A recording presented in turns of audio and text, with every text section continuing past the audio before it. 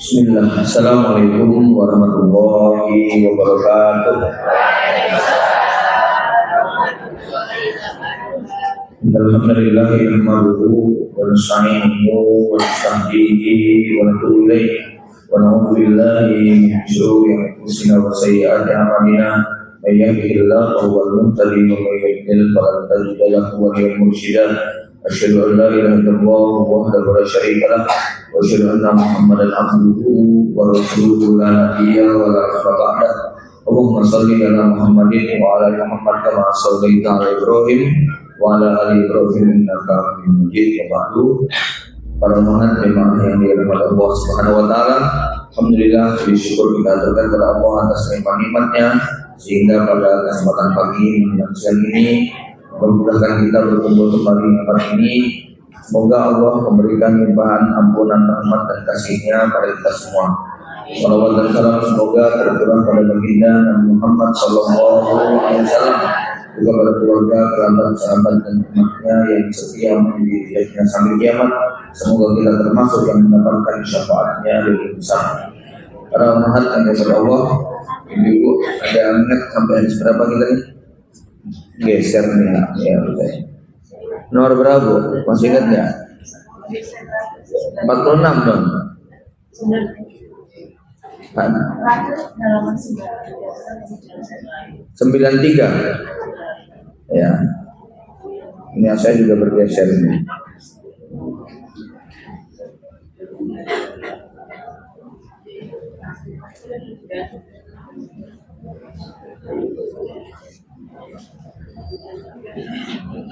Ya, ya. Jadi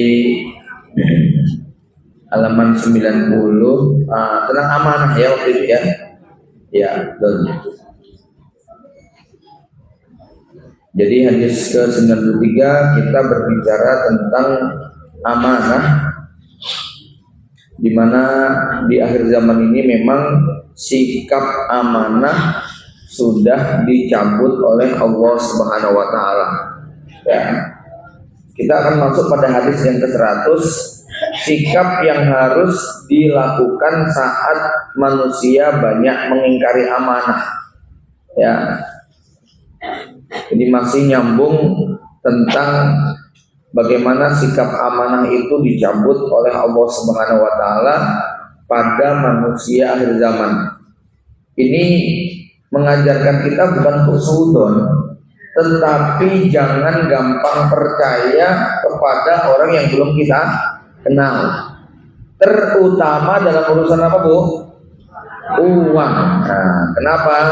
Karena memang urusan uang ini adalah yang paling banyak dikhianati. Ya, jamaah sekalian, tidak ada benda yang lebih mengaduk-aduk emosi, ya, perasaan dan kejiwaan manusia daripada uang. Ya,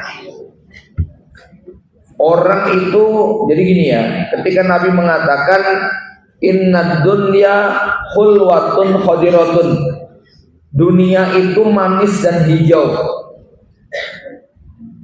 Wa inna Allaha mustahlifukum fiha, Allah menyuruh kamu menjadi penguasa dunia, menjadi khalifahnya dunia. Kalau Nabi mengatakan sesungguhnya dunia itu manis dan hijau, dalam benak jenengan itu yang dimaksud dunia itu apa? Hah? Dunia itu manis dan hijau, dunia itu indah dan menggoda.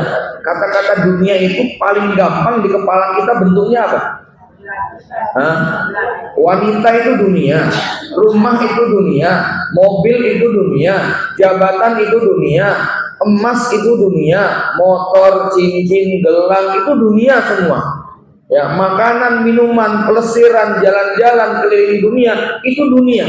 Uang itu juga dunia, ya.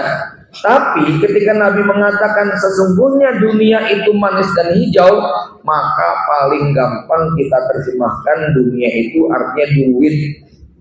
Itu ya. Duit itu manis dan hijau. Ya. Hijau matanya kalau melihat. Ya. Kenapa demikian? Saya beri ilustrasi. Kalau rumah jenengan Bu misalnya seharga 2 miliar, terus jenengan disuruh nempati kos-kosan 3 kali 4, mau nggak kira-kira? Nggak mau. Mobil jenengan sudah Alphard atau Innova Reborn, terus ada temen ngasih mobil carry butuh tahun 2001, jenengan suruh pakai, mau nggak? Nggak mau. Jenengan misalnya seorang lurah atau camat, terus ada Pak RT meninggal dunia, suruh gantiin, mau nggak? Nggak mau. Tapi jenengan punya penghasilan 100 juta, enek saya ngasih amplop 1 juta, ditompo mboten Bu? Tompo. Ya duit beda. Sangoni 500.000, 300.000 ya ditompo, ya. Itu nek duit itu kayak begitu. Ya, agak beda. Makanya dia lebih menggoda. Uang itu lebih menggoda. Ini saya kan banyak mengangkat tema tentang psikologi uang ya. Saya tanya, kenapa kok ada psikologi uang? Kan uang itu benda mati. Uang itu nggak punya rasa, nggak punya emosi, nggak punya nyawa, nggak punya empati, gitu kan? Memang benar, secara hakikat, bukan hakikat, secara realitas uang itu benda mati. Tetapi faktanya ada orang yang bisa hampir mati gara-gara uang. Ya, ada orang yang emosi gara-gara uang. Ada orang yang rusak kepribadiannya, jadi rakus, jadi tamak, jadi pelit, jadi serakah di depan uang. Ada orang yang hancur rumah tangganya gara-gara uang. Ada orang yang berani menumpahkan darah orang lain, menghilangkan nyawa orang gara-gara uang, termasuk menghilangkan nyawanya sendiri gara-gara uang. Jadi memang uangnya diam, tetapi jiwa manusia yang berinteraksi dengan uang itulah yang berubah. Makanya dalam memandang uang, antara yang di kepala dengan yang ada di dalam dada itu berbeda. Ya, di kepala bunyinya banyak uang enak, tapi sebetulnya di sini bunyinya banyak uang itu adalah rasa aman. Jenengan yang dibutuhkan dengan uang itu bukan banyak uangnya, tapi apa? Rasa aman. Jenengan kalau nggak punya duit merasa aman nggak? Nggak tenang kan? Aduh, besok besok pagi makan belanjanya dari mana? Nanti bayar SPP, itu yang bikin nggak tenang. Tapi sekarang misalnya jenengan punya duit 1 miliar, tapi dikejar-kejar sama rampok, nyawa Anda terancam, itu punya duit terasa enak nggak? Nggak enak. Walaupun duitnya banyak, kalau rasa amannya terancam, maka seakan-akan nggak punya uang. Yang kedua, di kepala bunyinya gaji besar itu enak. Bukan gaji besar yang enak, harga diri. Gitu loh ya. Kenapa? Saya punya kawan, dia tukang parkir. Hari itu dia cuma bawa duit kurang dari 75.000. Begitu sampai depan rumah, istrinya bilang apa? Mas, kurang dari 75.000, jangan tidur di kamar, tidur di luar sana. Gitu loh ya. Sakit hati nggak Bu suami digituin Bu? Ini saya nggak ngarang, ini nyata. Nangis dia datang ke saya, ngadukan tentang istrinya. Sekarang kalau ada suami tukang becak kuli bangunan, pulang cuma bawa duit 60.000, sampai rumah disambut istri dengan senyum yang merekah, kopi hangat, lalu mengatakan, gimana Mas, capek ya hari ini? Masya Allah ya, Alhamdulillah habis sehat. Nih hari ini Allah kasih rezeki 60.000, diterima ya? Terima kasih Mas ya. Subhanallah, mudah-mudahan 60.000 ini berkah. Allah ampuni dosa-dosa kita, Allah angkat derajat kita, Allah maafkan kekurangan kita. Suami digituin, kira-kira gimana suasana hatinya? Meleleh, nggak peduli 60.000, 70.000, nggak peduli. Kenapa? Dihargai, gitu loh. Ini serius Bu. Saya punya kawan di Balikpapan. Dia punya rumah yang bukan rumah, tanah luas dikontrak sama perusahaan Eropa. 1 tahunnya 5 miliar. Buat jatah istrinya 3,2 miliar. Itu uang belanja istrinya per tahun. Berarti sebulannya 270 juta. Tapi kurang. Ya. Waktu saya sampaikan begini, Kalau di dunia ini ada surga, surga itu bernama rumah tangga. Kalau di dunia itu ada neraka, neraka itu bernama rumah tangga. Datang dia nemuin saya bilang begini, bener Ustaz, rumah tangga saya kayak neraka. Loh, kok bisa? Anggaran belanja istri saya 270 juta sebulan jadi kurang coba Ustaz. Ya, saya nanya sama bapak-bapak, Pak, nih jenengan punya bojo koyo ngono di Jolio apa Pak? Sapi, sawit bu ya, Jolio sawit gitu ya. Dan kemarin saya ke sana lagi, udah dicerai bu istrinya sudah, nggak kuat, betul loh, nggak kuat suaminya. Kenapa? Harga diri. Maka nek perempuan nggak bisa menghargai suaminya, itu sakit hati, gitu ya. Karena apa? Bagi suami bukan gaji besar, gaji kecil, tapi apa? Harga diri.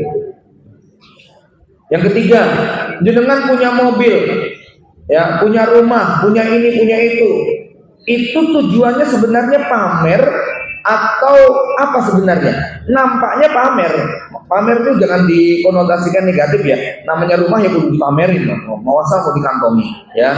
Mobil ya dipameri, wong dipakai kan gitu loh, ya.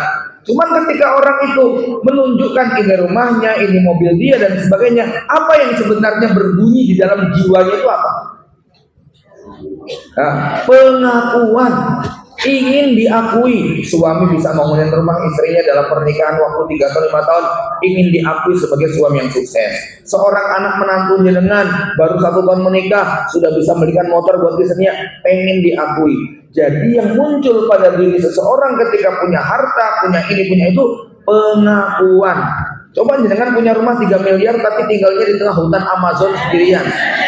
Kira-kira gimana tuh? Sopo sing ngakui? Ular anaconda, itu loh ya. Nggak ada maknanya. Artinya apa? Memang ini persoalan psikologi banget tentang uang itu. Makanya masalah uang itu berbicara tentang makna, bukan realita. Apa maknanya uang bagi seseorang? Apa maknanya harta? Maknanya tadi keamanan, harga diri, alat kendali, pengakuan diri. Ya, orang itu nggak takut miskin, tapi takut tidak dihargai. Wis miskin nggak dihargai, wah itu berat sekali. Nah kalau ustadz di pondok walaupun nggak banyak duit, tapi dihargai. Santri cium tangan, minta doa, makanya tetap kerasan bu, gitu loh ya. Kenapa? Dihargai. Ya. Nah, jamaah sekalian, di akhir zaman ini sikap amanah terhadap harta ini termasuk yang dicabut sama Allah Subhanahu wa taala. Betapa gampangnya orang berjanji, betapa gampangnya orang bersumpah, betapa gampangnya orang memberikan tawaran manis, tetapi ujungnya adalah zong semuanya. Udah pakai sumpah, udah pakai janji, udah ini itu, tapi begitu gampang orang melupakan omongannya, ya. Maka jamaah yang dirahmati Allah, di sini Rasul mengajarkan kepada kita. Di dalam hadis ini Nabi bersabda kepada Abdullah bin Amr, "Kaifa bika ya Abdullah bin Amr, idza baqita fi khusalatin minan nasi wa qad marajat uhuduhum wa amanatuhum wa ikhtalafu fasaru hakada washabaka baina sabihi." Beliau bertanya kepada Abdullah bin Amr, "Ya Abdullah, apa yang akan kamu lakukan kalau kamu tinggal di zaman di tempat yang orang pada rusak akhlaknya? Mereka gampang berjanji dan gampang mengkhianati amanah yang mereka pikul. Bahkan mereka berselisih dengan orang, debat terus kerjanya, cekcok, berantem, ribut, perkara sedikit ribut. Maka syabbaka, mereka kayak begini." Nabi kemudian menghilangkan jari-jarinya, menggambarkan tentang kondisi manusia yang banyak berselisih, ya, ribut urusan utang piutang, ribut urusan hal-hal yang remeh. Maka pada saat itu justru Abdullah bin Amr bingung, lalu bertanya, "Fama ta'muruni?" "Ya Rasul, kalau aku hidup di tengah orang yang kayak begitu, apa yang kau perintahkan kepadaku?" Maka beliau mengatakan apa? "Alaika bi khassati nafsika." alaika bi khassatika wada'anka awamahum. Hendaknya kamu hanya bergaul dengan orang-orang yang kamu kenal. Khassah, ya, bergaul dengan yang kamu kenal. Wada'il awamah, tinggalkan orang-orang umum yang tidak kamu kenal. Tentu dalam hal ini bergaul dengan yang kita kenal bukan berarti jenengan ketemu nggak dikenal buang muka, ya, tutup mata, kemudian diem aja kalau ditanya, bukan begitu, ya. Tetap walaupun tidak kenal, jenengan kan mungkin belum tentu saling kenal semua toh. Disapa yo nyaut, disalami yo jawab, dijabat tangani yo terima, kan begitu toh. Tapi apa yang dimaksud dengan tinggalkan orang yang tidak kamu kenal? Begitu kan? Ini dalam urusan yang lebih spesifik, khususnya dalam urusan apa, Bu? Uang. Gitu ya. Nek misalnya orang tua jenengan bilang, nah bapak pinjem duitnya dulu ya 10 juta, ibu punya duit 100 juta, kira-kira langsung ngasih nggak, Bu? Kasih, wong bapaknya sendiri kok. Kenapa? Kenal, gitu kan? Kenal. Ya, jenengan kenal bapak jenengan hari ini lagi sakit, lagi butuh, dan mereka sudah berjuang berkorban, bahkan nggak jenengan pinjemin, kasihin aja, udah bapak pakai aja, ini duit longgar kok, ya. Ibu jenengan misalnya atau anak jenengan yang lagi sakit, jenengan dikasih tahu anak putunya sakit, misalnya anak jenengan butuh duit, jenengan megang duitnya, yo nggak berpikir engkau bayar dia, gitu kan? Nah, tapi kalau misalnya di pengajian tiba-tiba tetangga sebelah senggol-senggol, Bu, pinjam duit 10 juta boleh nggak, Bu? Nah, kira-kira itu di dompet jenengan ada misalnya duit 10 juta, kira-kira jantung jenengan dekat belum? Tuh nggak kena, gelisah. Sing pinjem ketua panitia lagi, ya. Walaupun ketua panitianya, tapi kan nggak kenal jenengan, gitu. Jenengan nggak tahu aktivitasnya bagaimana. Jenengan cuma ketemu di masjid dalam pengajian. Jenengan nggak pernah berinteraksi dengan dia dalam urusan harta. Maka kata Rasulullah, kalau ketemu yang sama kayak gitu, tinggalkan, jangan bahas uang, ya, jangan bicara perkara-perkara yang nanti bikin Anda nggak kenal. Ini kan sudah kita bahas hadis sebelumnya, hadis Hudzaifah, di mana Hudzaifah mengatakan apa? Dulu, ya, aku akan berinteraksi dengan siapapun. Kalau dia muslim, imannya akan membuat dia tidak berani khianat. Kalau dia non muslim, khalifah ataupun penguasa akan mencegah dia untuk berani berbuat curang. Takut mereka berbuat curang. Amal yaum, adapun hari ini, ketika amanah sudah dicabut sama Allah, aku nggak berani untuk transaksi investasi kecuali kepada yang sudah aku kenal. Ya, nah definisi kenal, definisi tahu itu Umar bin Khattab punya standar. Masih ingat nggak, Bu?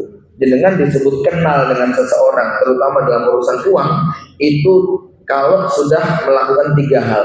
1, jenengan pernah bertetangga sama dia bertahun-tahun. Jenengan pasti kenal toh, tonggo sing punya duit sama nggak punya duit, ya toh. Kira-kira simpulan ini duitnya nolnya berapa, ini berapa kira-kira, ya. Nek pastikan mungkin nggak bisa, tapi jenengan kan bisa ngeliat kira-kira. Oh, mobilnya 5, oh rumahnya lantai 3, oh pekerjaannya di Pertamina, oh ya wajar punya pom bensin 3, gitu kan, ya. Itu nek punya tetangga kayak gitu. Tapi jenengan juga mungkin punya tetangga yang cuman kuli kontrak, cuman pekerja di sebuah pabrik, kan ketebak kira-kira UMR-nya berapa, ya.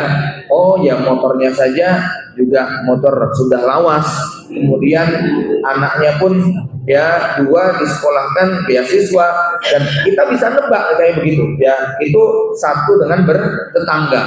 Jadi nanti kalau tetangga jenengan itu misalnya mau berinteraksi urusan pinjam uang, jenengan bisa ngira-ngira, oh kalau ini yang pinjam mah aman, ini orang memang punya usaha, kemudian selama ini terkenal tidak punya catatan buruk dalam masalah uang, nek pinjam sebentar karena darurat, insya Allah nggak akan meleset, gitu kan, ya. Ini 1. Yang kedua, kata Umar bin Khattab, Anda sudah pernah berinteraksi bisnis dengan dia selama sekian lama.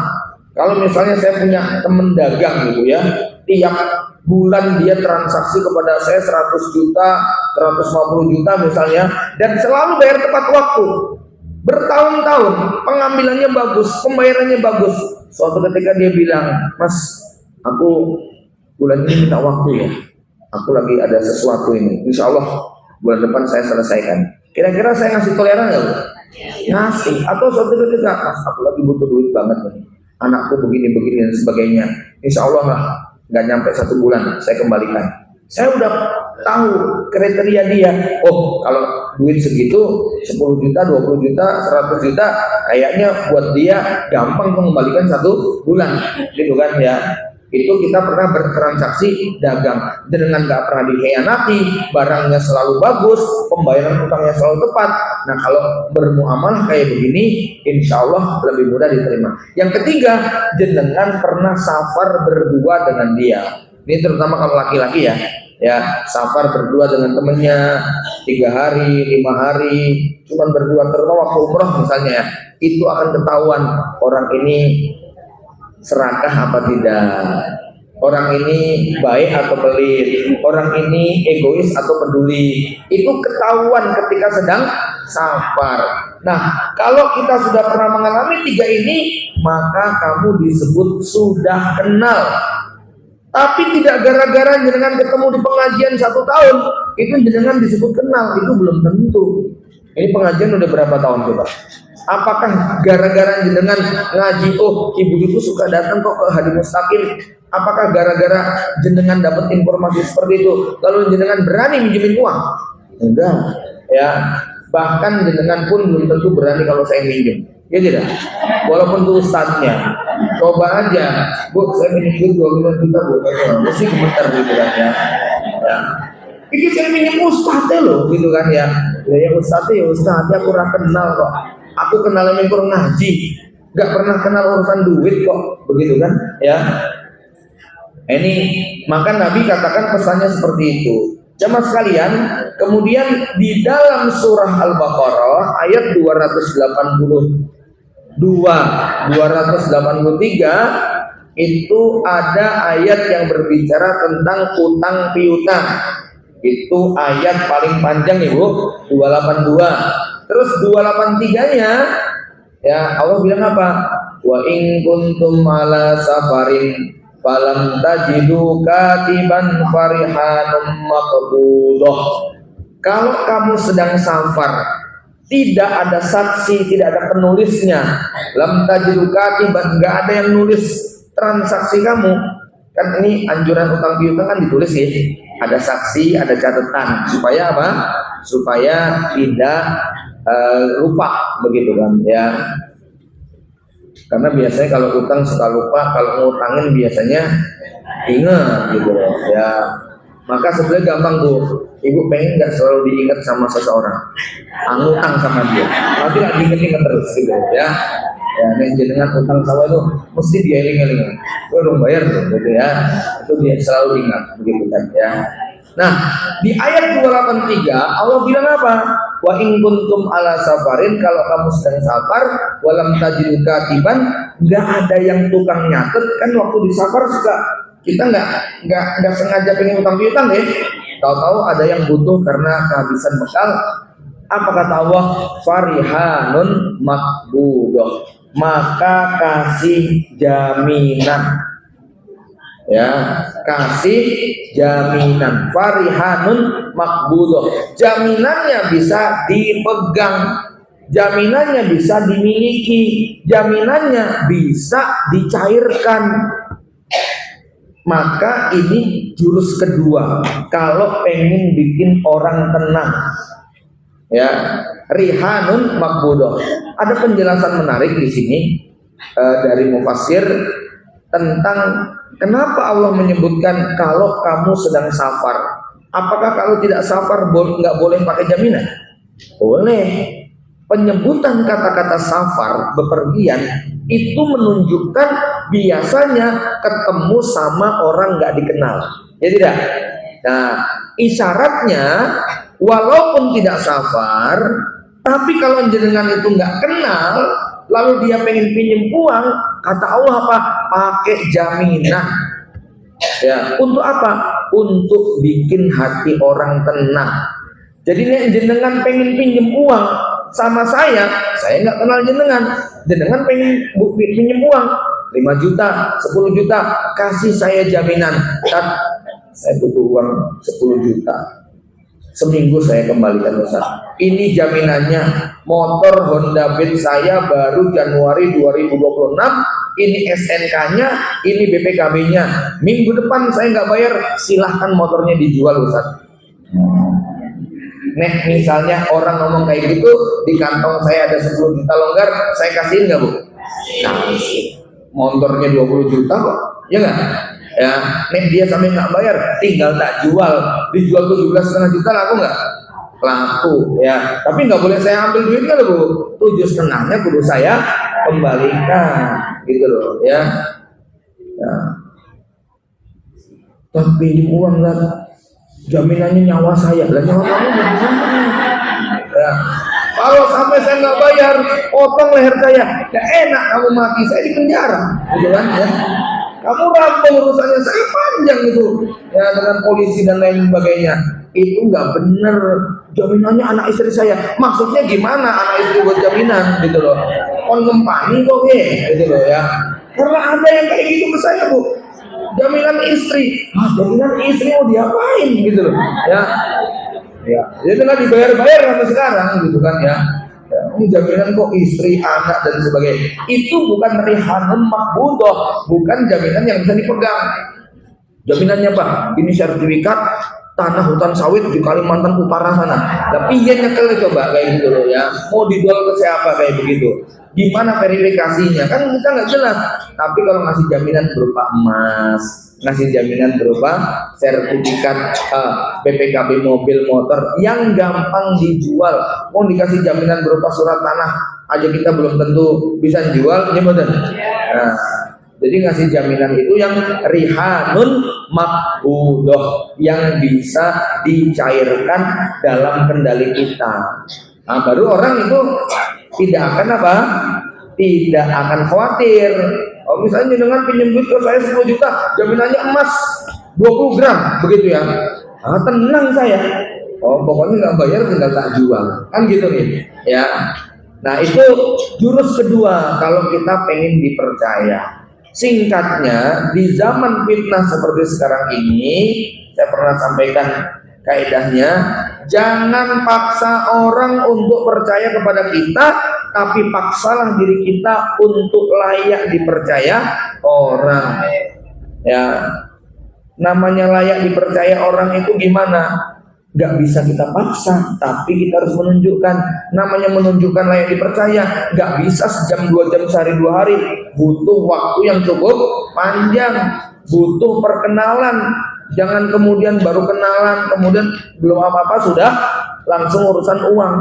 Ini ya, dan laki-laki sama laki-laki sama perempuan, kalau ngobrol, kalau senang, kalau nyaman, ujung-ujungnya pacaran. Betul? Tapi laki-laki ketemu sama laki-laki, ngobrol, senang, nyaman, ujung-ujungnya pinjem uang, gitu ya. Ini satu terus, gitu ya. Nah, itu biasanya yang terjadi. Saya menganjurkan menyarankan. Sama perempuan juga kadang begitu. Nanti kalau sudah nyaman, ya kemudian disalahgunakan, ujung-ujungnya adalah pinjam uang. Para ummahat, saya menyampaikan ini bukan mengajari pelit, bukan mengajari supaya kita kikir, sultan, bukan. Tapi ini kaidah yang diajarkan dalam Islam, hidup di zaman fitnah. Nih zaman dulu, ibu-ibu ingat gak hadis 2 orang Bani Israel yang ketemu terus pinjam duit 100 dinar, terus dimasukkan dalam botol kayu. Itu zaman dulu. Adapun zaman sekarang, tadi sifat amanah sama Allah sudah diangkat. Karena sudah diangkat, maka kita harus hati-hati. Ya, sekali lagi bukan pelit, bukan mengajari kita untuk pikir cinta kepada harta, tetapi bahwa kita tidak pengen menggelincirkan saudara kita dalam akhlak dan moral yang tidak baik. Ya, karena hari ini memang kita hidup di zaman yang utang itu mirip seperti tongkat di tangan orang buta. Paham maksudnya? Dikit-dikit utang, buat ini utang, buat apa utang? Apa-apa utang. Padahal tiap hari kita diajari Allahumma inni a'udzubika min ghalabatis dain. Aku berlindung kepadamu dari utang. Itu doa kita kayak begitu. Namanya kita berlindung berarti kudu hati-hati terhadap urusan utang yang tidak tepat ya. Karena ada orang-orang yang menjadikan hutang seperti tongkat di tangan orang buta. Buat makan ngutang, beli baju ngutang, mau ini ngutang, apa saja hidupnya bergantung kepada hutang ya. Jamaah yang dirahmati Allah, maka Nabi mengingatkan dengan satu hadis yang ini membuat sahabat agak tersindir. Hati-hati utang, sampai sahabat, ya Rasul, kok engkau ngingetin utang terus, apa toh? Ya, apa kata Nabi? Innar rajula idza gharuma fahadasa wa kadzaba wa wa'ada fa'alafa. Orang kalau sudah terlilit utang, nek janji pasti bohong. Maaf, idza hadasa kadzaba. Kalau bicara pasti bohong, kalau janji pasti diingkari. Gitu. Itu orang kalau sudah terlilit utang, berbelit-belit omongannya. Maka salah satu penyebab kita gampang bohong itu adalah kalau kemana-mana suka ngutang, itu loh ya. Nanti nggak ada alasan, dicari-cari alasan. Ini istri saya sakit, ini anak saya kecelakaan, ini mesti nanti muncul itu. Kalau sudah menjadikan hutang sebagai karakter, ya. Nanti kalau ditanya janjinya sering diingkari. Ya, saya bilang nek alas itu ada batasannya, tapi nek alasan itu gak ada batas. Ya. Ini aja digolek-golek itu mesti nemu nih alasan, gitu loh ya.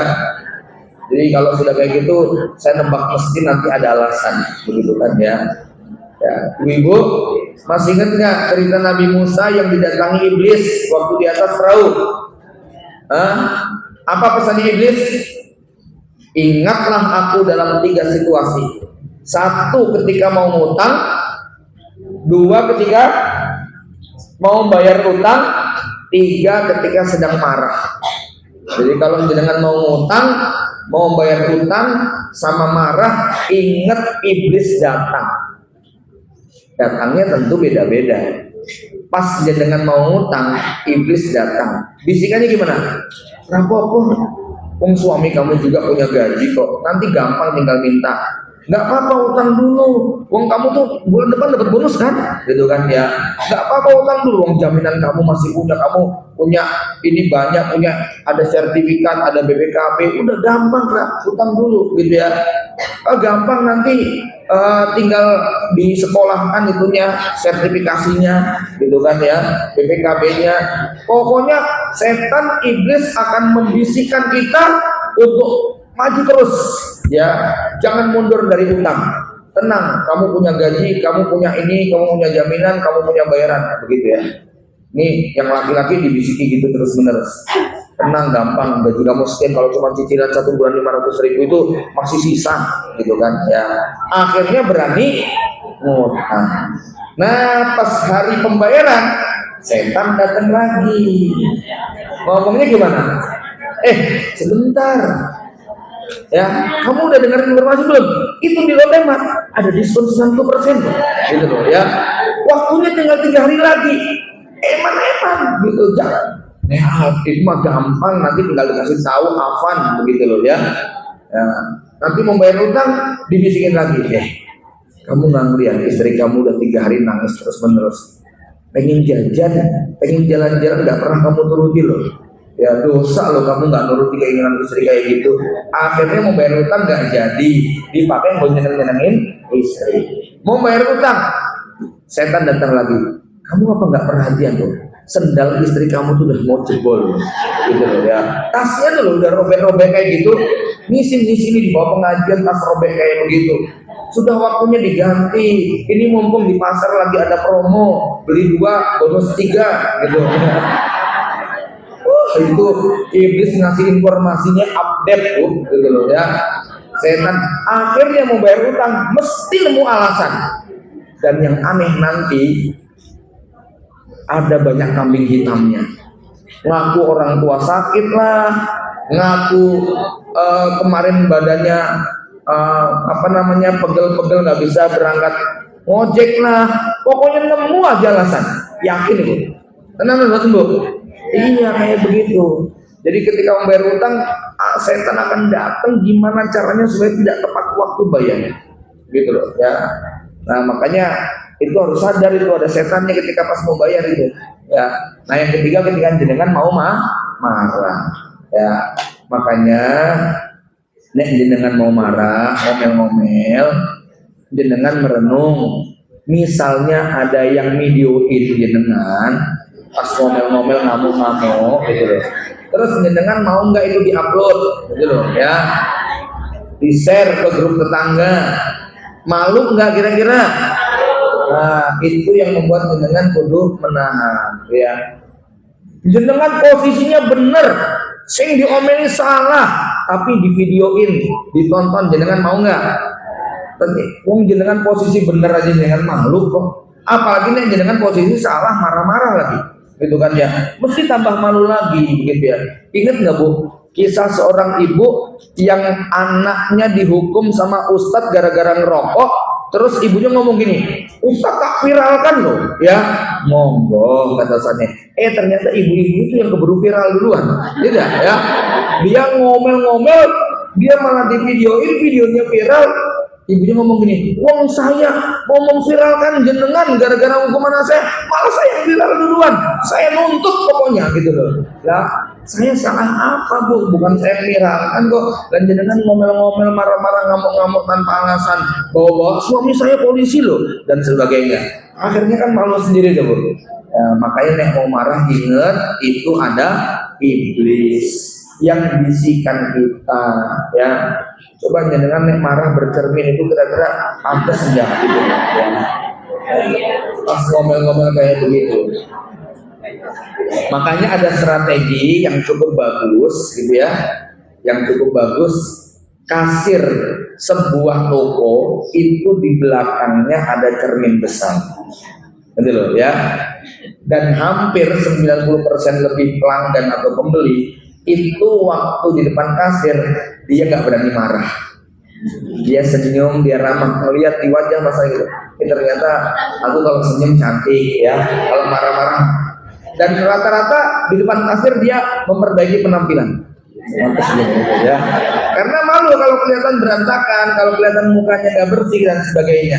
Nah itu strategi untuk makanya ibu kalau mau mengurangi marah, semua dinding rumah pasangi cermin ya. Nanti dikit-dikit senyum, dikit-dikit gitu ya. Karena biasanya coba ya, disilakan disurvei, ini pintu kaca dikasih cermin, mesti setiap dengan masuk menyempatkan diri untuk memakai terlebih dahulu. Mesti ya. Ya, mesti menyempatkan diri untuk memantaskan diri ya. Baik ya. Jadi ini rumusan yang diajarkan oleh Rasulullah SAW. Jangan gampang-gampang urusan uang ya. Kemudian yang berikutnya hadis ke-101, Rasulullah bersabda dari Abu Hurairah, "Idza duyi'atil amanah fantadhiris sa'ah." Apabila amanah disia-siakan, tunggulah kedatangan hari kiamat. Ada seorang yang bertanya, kaifa idu'atuha?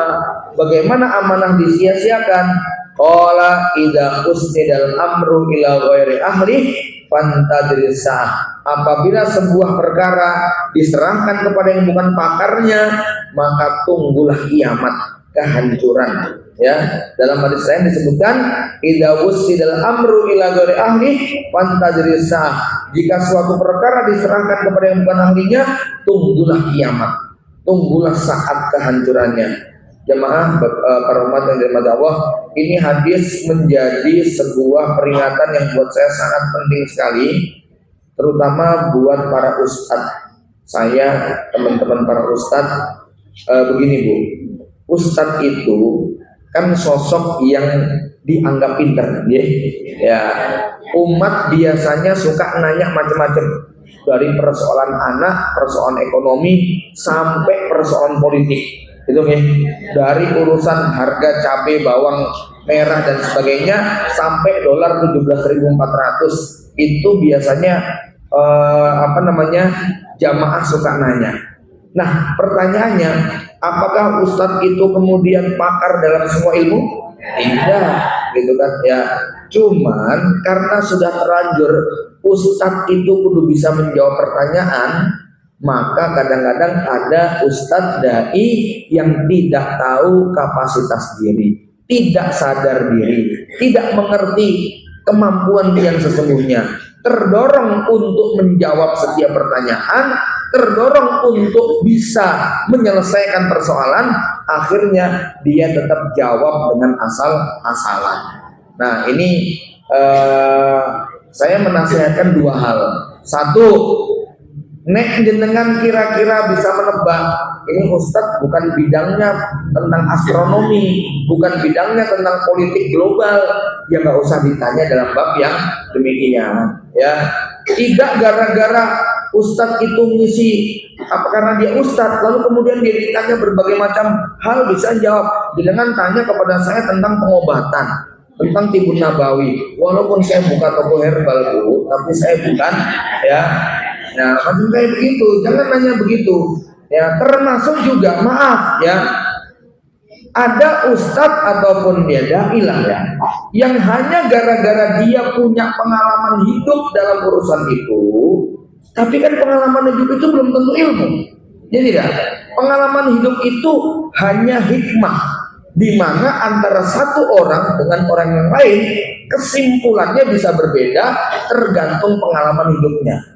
Contoh ya, ada orang nanya kepada saya, Ustadz, ini dokter menyarankan istri saya supaya segera steril, ya sudah nggak boleh hamil lagi. Nih menurut antum gimana kan? Ya. Bu, tidak gara-gara anak saya 12, istri saya sudah 18 kali hamil, lalu kemudian saya bisa memberikan jawabannya kayak begitu. Ini kan pengalaman, bukan ilmu. Oh, tawakal kepada Allah, yakin Allah akan beri kemudahan.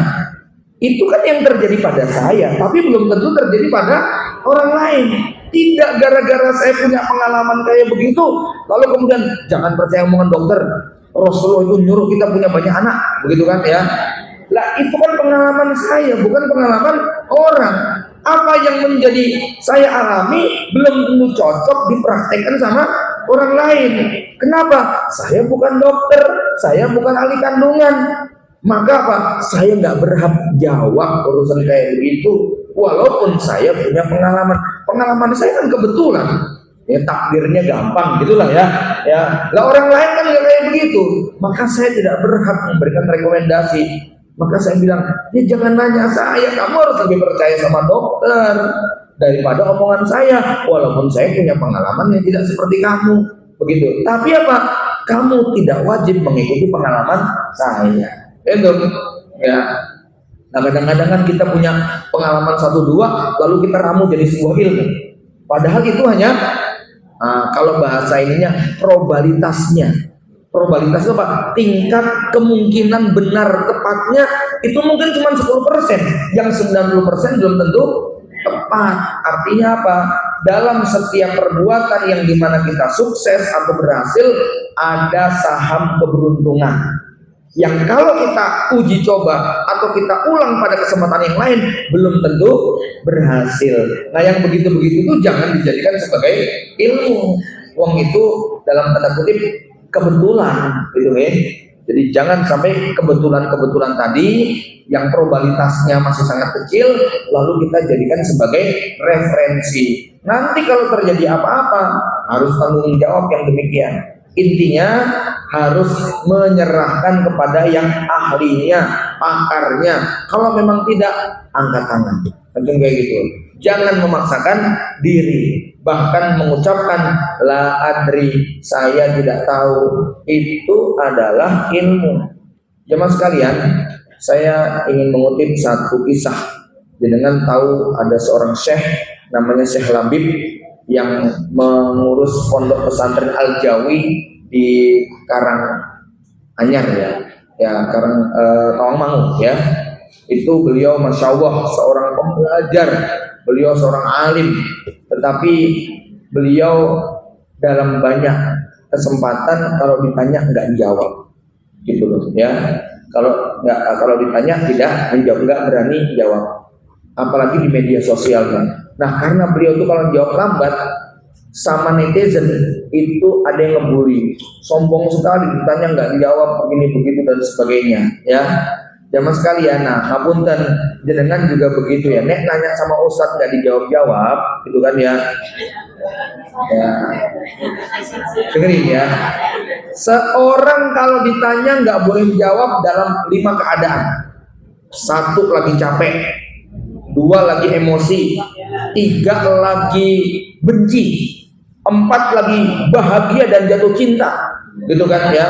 5 lagi sedang lapar, nah itu nggak boleh jawab ya. Walaupun pertanyaannya tidak nyambung dengan urusan psikologisnya. Misalnya ditanya, gimana hukum kalau saya kentut tapi nggak kerasa, batal apa tidak sholatnya? Saat itu saya lagi lapar, kan sebetulnya nggak ada urusannya ya Bu ya. Ya, tapi saya bilang maaf, saya nggak bisa jawab. Saya lagi sedih, saya lagi kecewa, saya lagi lagi mikir anak yang begini begitu. Itu Ustadz punya hak untuk tidak menjawab. Kenapa? Memang nggak boleh menjawab dalam situasi kayak gitu. Nek sudah tenang, nggak kekenyangan, nggak kelaparan, tidak lagi marah, nggak lagi terlalu bahagia sekali, gitu ya. Itu baru dia bisa memberikan jawaban yang tepat. Jadi jangankan pertanyaan-pertanyaan yang sangat bersentuhan dengan suasana emosionalnya ya. Misalnya Ustadz lagi sedih ditanya tentang gimana Ustadz kalau kita dipinjemin uang sama orang tapi orangnya itu suka ngemplang ya. Ustadznya ya baru ditagih orang gitu loh ya. Dia lagi mikir membayar utang. Nah itu kira-kira nih jawab kayak begitu kepancing emosi nggak Bu? Ya, kamu nyindir ya? Wah malah ya. Itu tuh bagusnya diem, jangan jawab. Nanti kalau udah dia melunasi utangnya, sudah tenang, barulah dia kemudian memberikan jawabannya ya. Nah, jenengan harus husnudon. Nek nanya sama Ustadz terus nggak dijawab-jawab. Ini Ustadz udah centang biru nggak dijawab-jawab. Loh, Ustadznya lagi diseneni bojone, gitu kan? Lagi sedih dia, lagi anaknya sakit, lagi ini itu. Boyo husnudon, jangan. Akhirnya kembali kepada cerita Syekh Labib, beliau kemudian diblokir ya sama beberapa netizen. Jawaban apa? Alhamdulillah yang telah meringankan beban saya. Terima kasih atas blokiran Anda. Ini itu malah tenang hidupnya. Itu ya. Jadi ini ya, karena kalau kita menyerahkan amanah kepada yang bukan pakarnya, maka nanti yang terjadi adalah kehancuran. Jemaah yang dirahmati Allah, kita cukupkan, ada waktu 2 menit 3 menit kalau ada yang mau ditanyakan. Kalau tidak saya anggap cukup hadisnya sampai di sini. Assalamualaikum warahmatullahi wabarakatuh.